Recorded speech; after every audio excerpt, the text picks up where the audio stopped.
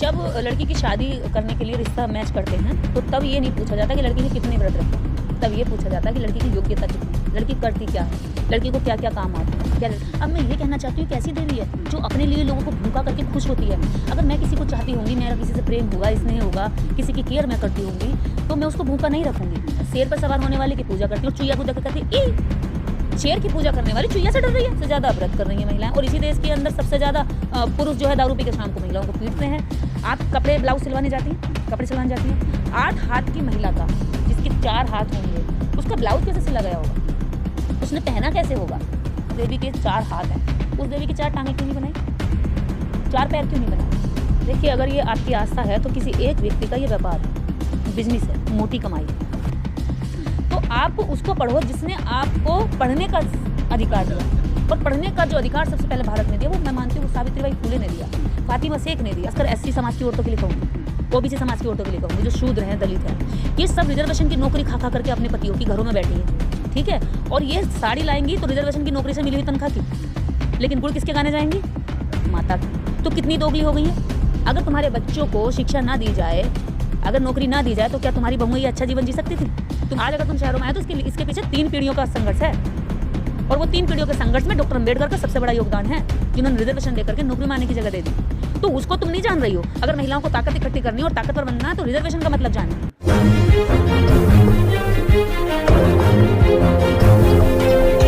नमस्कार दोस्तों, national India news देख रहे हैं आप, और मैं सुशील कुमार। आज जो शख्सियत मेरे साथ हैं, जो किसी परिचय की मोहताज नहीं है, सोशल मीडिया पर सबसे ज़्यादा जिन्हें देखा और सुना जा रहा है, जिनको पढ़ा जा रहा है, दीदी निर्देश सिंह नाम से ये मशहूर हैं, और बहुजन समाज के घर घर गांव-गांव तक जाकर बहुजन महापुरुषों के बारे में, उनकी विचारधारा के बारे में जन जन तक जाके बता रही हैं और लोगों को जागरूक करने का काम कर रही हैं।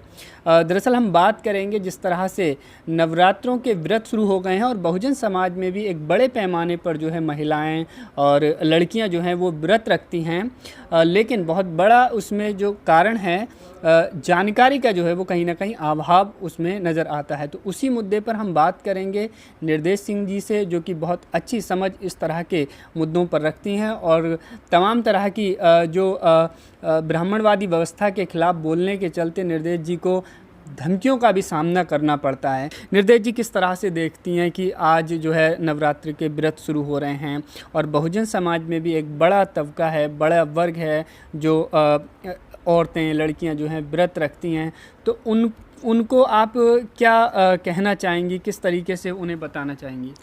पहले तो सुशील जी धन्यवाद, आज एक खास टॉपिक पर आपने इनवाइट किया, और सभी दर्शकों को भी धन्यवाद, शुक्रिया। पहला तो अगर हम बात व्रत की करें तो आज से व्रत शुरू है। व्रत का सही अर्थ ये नहीं होता है कि आप भूखे रहें, आप शरीर को कष्ट दें, आप खाने से दूर हो जाएं। व्रत का मतलब होता है कि अगर आप किसी दिन कोशिश करें कि आप झूठ ना बोलें, किसी दिन कोशिश करें कि आप चुगली ना करें। महिलाओं का सबसे जो पसंदीदा कार्यक्रम है वो चुगली है, तो एक दिन का व्रत वो चुगली से करें कि भाई घर में चुगली नहीं करेंगे, तो घर के लड़ाई झगड़े खत्म हो जाएंगे। अब वही लड़ाई झगड़े खत्म करने की वजह से वो व्रत रखते हैं कि मेरे घर का क्लेश खत्म हो जाए। हमेशा क्या होता है, बाबाओं के यहाँ जब प्रवचन करता होते तो भाई मेरे घर में क्लेश हो रहा है। क्लेश कैसे हो रहा है, चुगली से हो रहा है, एक दूसरे से जलिस कर रहे हैं तो हो रहा है। ननंद भाभी को गिराने की कोशिश कर रही है, भाभी ननंद को गिराने की कोशिश कर रही है, सास दोनों को दबाने की कोशिश कर रही है। तो जब हमारे आपसी प्रेम अच्छा हो जाएगा तो मुझे लगता है घर का क्लेश खत्म हो जाएगा। तो घर के क्लेश करने के लिए, खत्म करने के लिए किसी देवी के व्रत की जरूरत नहीं है, झूठ से व्रत करने की जरूरत है, और वो करती नहीं है। दूसरी चीज ये है कि इनको बता दिया गया है कि भाई देवियों में बहुत शक्ति होती है, इसलिए देवियां जो है अगर आप व्रत करेंगे तो वो खुश होगी।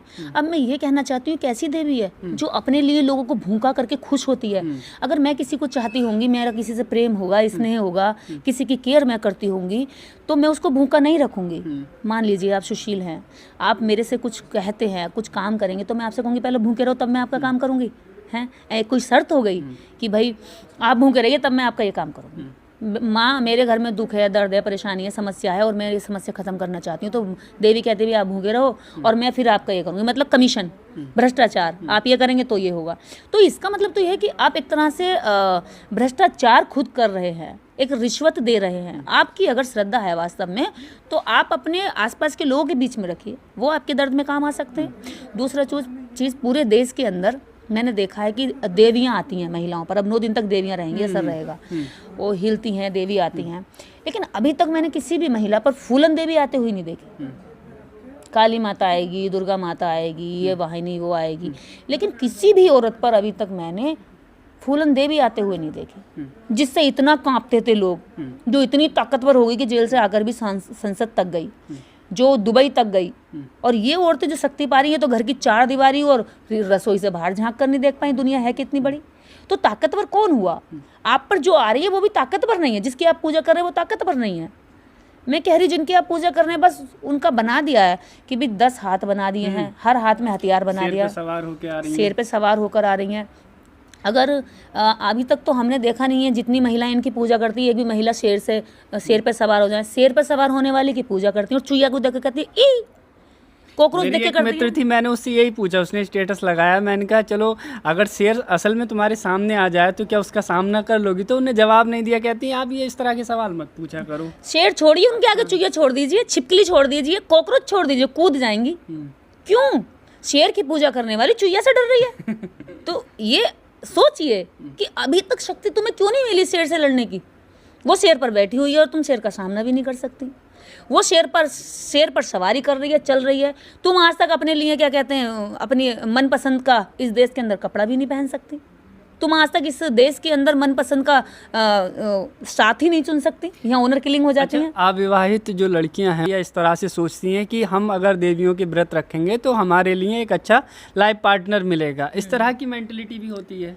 जब लड़की की शादी करने के लिए रिश्ता मैच करते हैं तो तब ये नहीं पूछा जाता कि लड़की ने कितने व्रत रखे हैं, तब ये पूछा जाता है कि लड़की की योग्यता कितनी है, लड़की करती क्या है, लड़की को क्या क्या काम आते हैं, क्या लड़की के अंदर व्यवहार कुशलता है, क्या लड़की परिवार के साथ अच्छे से रह सकती है, मैनेज कर सकती है। उसके व्यवहार को जांचा जाता है, उसके कामों को जांचा जाता है, उसके डिग्रियों को जाना जाता है, ना कि ये पूछा जाता है कि वे कितने व्रत रखे। तो व्रत का कोई लेना देना ही नहीं है। और इस देश के अंदर सबसे ज़्यादा व्रत कर रही हैं महिलाएं, और इसी देश के अंदर सबसे ज़्यादा पुरुष जो है दारू पी के शाम को महिलाओं को पीटते हैं, और जो दारू नहीं पिएगा वो किसी और तरीके से हैरेस करेगा। ऑफिसों में हैरेस हो रहा है, सड़कों पे हो रहा है, बसों में हो रहा है, टेम्पो में हो रहा है, घर में हो रहा है, रसोई में हो रहा है, आपके ड्राइंग रूम में हो रहा है, मेहमानों से हो रहा है, सास बहू का ससुर से हो रहा है, देवर से हो रहा है, जेठ से हो रहा है, हर जगह तो हो रहा है। तो फिर इन शक्तियों से तुम्हें कुछ भी आज तक एक भी शक्ति क्यों नहीं मिली कि तुम विद्रोह कर सको? तो विद्रोह करने के लिए मैं ये कहना चाहूँगी महिलाओं को, अगर आपके अंदर वास्तव में ताकत इकट्ठी करनी है तो आप उसको पढ़ो जिसने आपको पढ़ने का अधिकार दिया। और पढ़ने का जो अधिकार सबसे पहले भारत में दिया, वो मैं मानती हूँ वो सावित्रीबाई फूले ने दिया, फातिमा शेख ने दिया। किसी भी देवी ने आज तक नहीं कहा कि लो कलम पकड़ो। और सबसे बड़ी चीज़ तो ये है कि सारी महिलाएं एक बात ध्यान से सुन लें, आप कपड़े ब्लाउज सिलवाने जाती हैं, कपड़े सिलवाने जाती हैं, 8 हाथ की महिला का, जिसके 4 हाथ होंगे, उसका ब्लाउज कैसे सिला गया होगा, उसने पहना कैसे होगा? आप सोचिए कि आप एक मतलब क्या इमेजिन करके उन्होंने कुछ बना दिया और आपने मान लिया, कभी सवाल ही नहीं किया। यही तो बात है कि धर्म आडंबर कहता कि मानो मत, सिर्फ जान लो जो है जैसा है, जिस तर्क करो उस पर, ना तर्क करो। सवाल का मतलब कोई स्पेस ही नहीं है, आप तो बस मानो। और मानने की बात यह, जब जिस देवी के 4 हाथ हैं उस देवी की 4 टांगें क्यों नहीं बनाई, 4 पैर क्यों नहीं बनाए? सारे देवी देवताओं के हाथ भले ही 10-10, 5-5, 6-6 हैं, 12 हैं, लेकिन पैर 2 ही हैं। क्यों? चलने में दिक्कत होती, कैसे चलते फिर वो? इसका मतलब ये है कि आपने इंसान को उल्लू बनाने के लिए, किसी एक इंसान को देवता और भगवान बनाने के लिए, जैसे अभी सावरकर को कह दिया कि वो बुलबुल पे उड़ के जाते थे, अब बुलबुल पे उड़ के जब जा रहे होंगे तो एक 100 ग्राम की बुलबुल और कहाँ 60 किलो या 80 किलो का एक पुरुष का वजन होता है, क्या बैठ सकता है? बैलेंस कैसे बनाया हो, कैसे उड़ी हुई, क्या कोई लॉजिक है? तो ये कुछ भी कह दिया और लोगों ने मान लिया। तो ऐसे ही ये देवी देवता बनाए थे, कल को सावरकर जी के भी 4 हाथ 5 हाथ बना सकते हैं कि भी ऐसे थे, बलशाली थे, ऐसा मारा था, ये करा था, वो करा था, हिंदुत्व की रक्षा करी थी। तो ये रक्षा के चक्कर में मानवता को खराब कर रहे हैं और महिलाएं अपनी बुद्धि को खराब कर रही हैं। अगर व्रत करने हैं, लेकिन महिलाओं को लगता है कि हमारी आस्था है और उन्हीं की देवी माता की वजह से जो है हमारे बच्चे, हमारे पति, हमारे घर परिवार में सुख संपत्ति जो है इसका जो है वो बढ़ावा हो। देखिए, अगर ये आपकी आस्था है तो किसी एक व्यक्ति का ये व्यापार है, बिजनेस है, मोटी कमाई है। एक पीछे पॉलिटिक्स है, मतलब पॉलिटिक्स है और धर्म एक राजनीति से जुड़ा हुआ आज व्यापार बना दिया है। उसके जरिए लोगों को गुलाम बनाया जा रहा है ताकि सवाल ना करें, तर्क ना करें, अनपढ़ रहें, अशिक्षित रहें और सबसे बड़ी चीज़ है मुख्य धारा में आकर के अपने हक हकूक़ की लड़ाई ना लड़ें। ये जितनी भी औरतें हैं घरों में, मैं तो खासकर एससी समाज की औरतों के लिए कहूँगी, ओबीसी समाज की औरतों के लिए कहूँगी, जो शूद्र हैं, दलित हैं, ये सब रिजर्वेशन की नौकरी खा खा करके अपने पतियों की घरों में बैठी हैं, ठीक है, और ये साड़ी लाएंगी तो रिजर्वेशन की नौकरी से मिली हुई तनख्वाह की, लेकिन गुड़ किसके गाने जाएंगी? माता के। तो कितनी दोगली हो गई है। अगर तुम्हारे बच्चों को शिक्षा ना दी जाए, अगर नौकरी ना दी जाए, तो क्या तुम्हारी बहुएं ये अच्छा जीवन जी सकती थी? तुम्हारे 2 पीढ़ी पीछे जाके देख लो, तुम्हारे दादा परदादा के पीछे को जाकर देख लो, तुम्हारे सास परसास के पीछे जाकर देख लो, कितने लोग थे ऐसे जो इस्टेब्लिश हो पाए थे शहरों में। आज अगर तुम शहरों में आए तो इसके पीछे 3 पीढ़ियों का संघर्ष है और वो 3 पीढ़ियों के संघर्ष में डॉक्टर अंबेडकर का सबसे बड़ा योगदान है, जिन्होंने रिजर्वेशन देकर के नौकरी में आने की जगह दे दी। तो उसको तुम नहीं जान रही हो। अगर महिलाओं को ताकत इकट्ठी करनी और ताकतवर बनना है तो रिजर्वेशन का मतलब जाने, सबसे बड़ा मतलब जाने कि आपको ताकत दी किसने है। बाबा साहब डॉक्टर अंबेडकर अगर हिंदू कोड बिल न लाते तो एक हिंदू कोड बिल ने देश की करोड़ों औरतों को आज़ाद करा दिया, लेकिन करोड़ों देवी देवताओं ने एक भी औरत को आज़ाद नहीं कराया। तो इसका मतलब क्या हुआ कि वो करोड़ों बेकार हुए और एक अंबेडकर सबसे शक्तिशाली हुआ, जिसने कहा कि भी एक पुरुष के पत्नी एक ही महिला रहेगी, जितनी मन चाहे इतनी नहीं रख सकता। पहले प्रावधान था कितनी भी रख सकते थे। एक महिला अगर चाहे तो बच्चा गोद ले सकती है, एक महिला चाहे तो डाइवोर्स ले सकती है, एक महिला चाहे तो पुनर्विवाह कर सकती है। तो ये जो अधिकार जिससे चेहरे पे खुशी आती है, जिससे मन में हिम्मत आती है, जिससे ताकत मिलती है, वो डॉक्टर अंबेडकर ने दिया। और अर्चना, पूजा और धन्यवाद ज्ञापित करने जा रही हो किसी पत्थर के आगे, तो ये तो तुम्हारी अज्ञानता हुई, तुम्हारे दिमाग की गुलामी हुई। डॉक्टर अंबेडकर ने अगर आपको हिंदू कोड बिल नहीं दिया होता तो मैं ये मानती हूँ कि इस भारत की महिलाएं, खासकर इस भारत की, विश्व की महिलाओं की मैं बात नहीं करूंगी, अलग अलग आंदोलन चले हैं जगह जगह पर, इस भारत की महिलाएं आज अशुभ और शुभ में उलझी रह जाती। किसी भी शुभ कार्य में विधवाओं को नहीं बिठाया जाता था, ठीक है। किसी भी बच्ची की शादी उससे पहले करने का प्रावधान था कि उसको महामारी शुरू होगी तो उसके पाप उसके पिता पर लगेगा, उससे पहले बच्ची का हाथ पीले करके उसे भेज दो।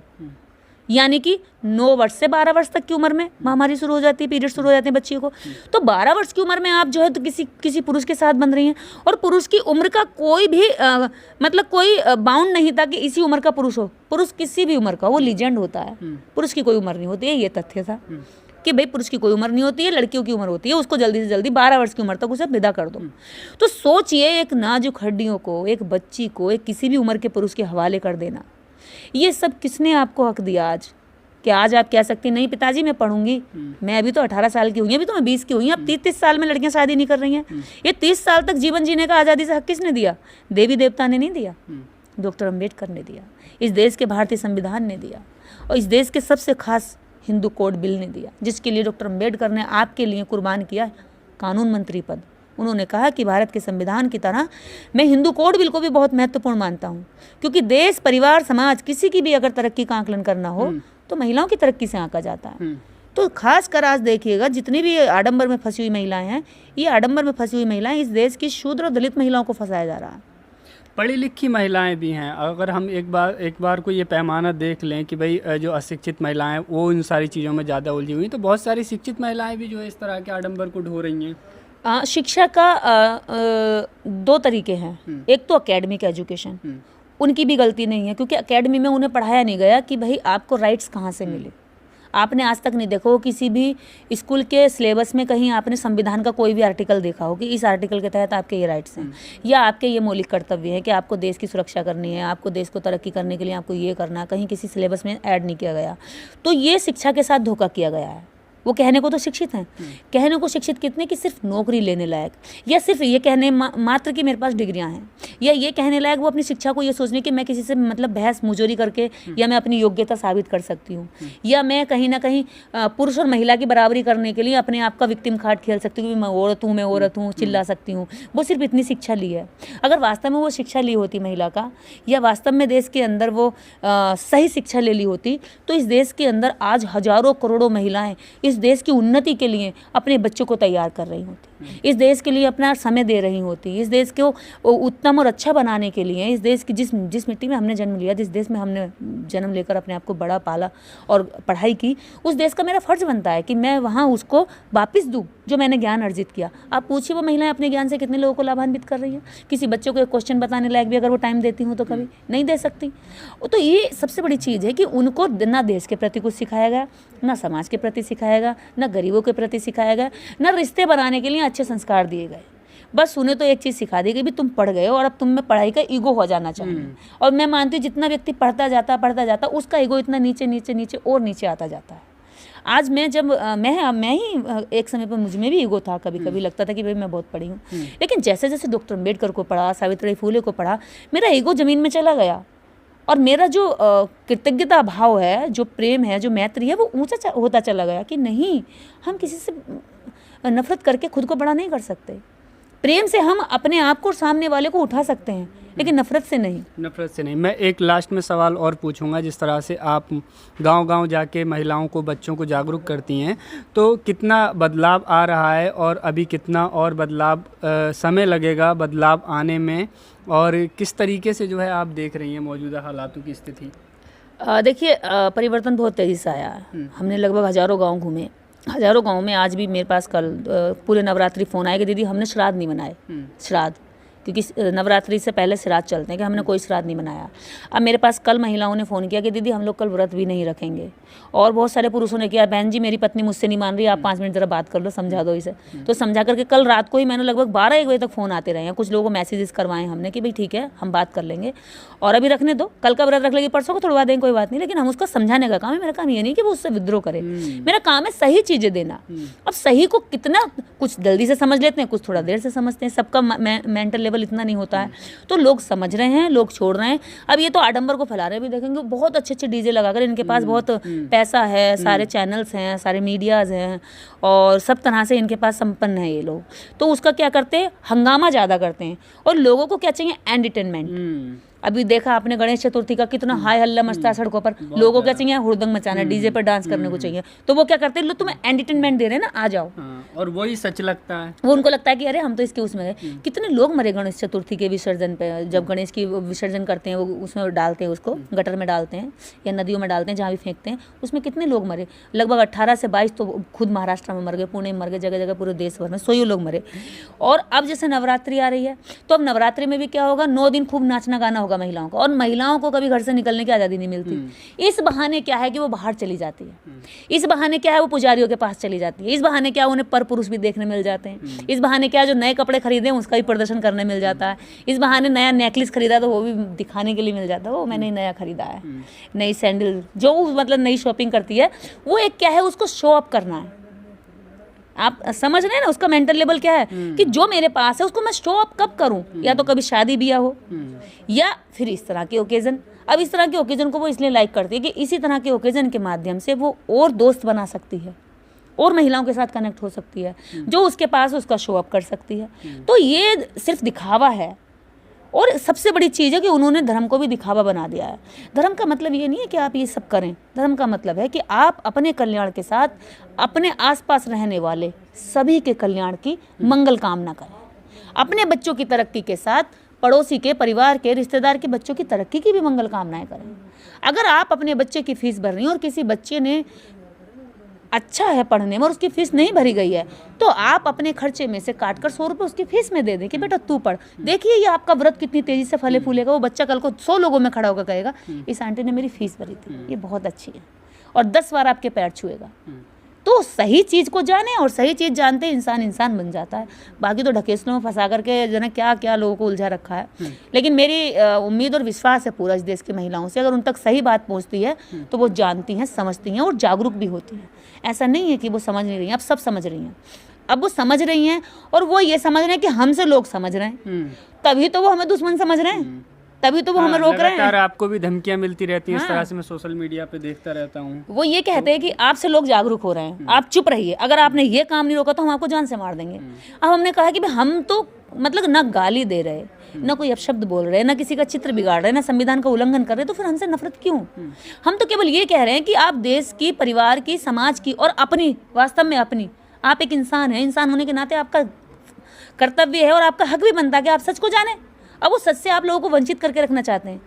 वो कह रहे हैं कि धार्मिक भावनाओं को आहत कर रहे हैं आप। धार्मिक भावनाएं तो इनकी कभी आहत होती नहीं है, ये खुद धार्मिक नहीं है, ये धर्म का मतलब ही नहीं जानते, इन्होंने धर्म आज तक धारण ही नहीं किया है। जो धर्म गाते हैं, वास्तव में ये पूरे तरीके से राजनीतिक लोग हैं, ये धर्म नहीं जानते। मैंने कहा ना, धर्म का पहला कर्तव्य है कि सुबह उठकर जब मेरी आँख खुलती है, जब मैं अपने लिए अच्छा सोचता हूँ तो तभी मैं दूसरे के लिए अच्छा सोचता हूँ। ये लोग वो हैं जो सुबह उठ करके ये देखते हैं कि किन धारों में इसके खिलाफ मुकदमा कराएं। तो इनकी तो भावनाएं कभी हुई नहीं। मंदिर के बाहर कितने गरीब, कितने बेसहारा, कितने कोढ़ी, कितने अपाहिज भूखे रह जाते हैं। जब ये भगवान क्यों नहीं देता उनको?